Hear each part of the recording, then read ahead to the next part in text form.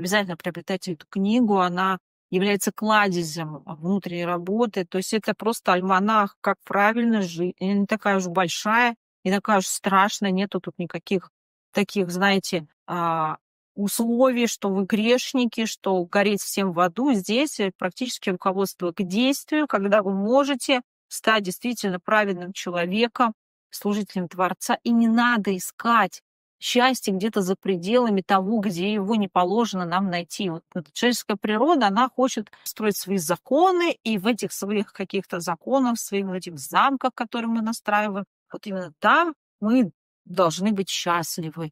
Нет, дорогие друзья, счастливы мы должны там, где запланировал нас сделать счастливыми Творец, потому что любой свет наслаждения приходит именно от Творца. А что определяется счастьем?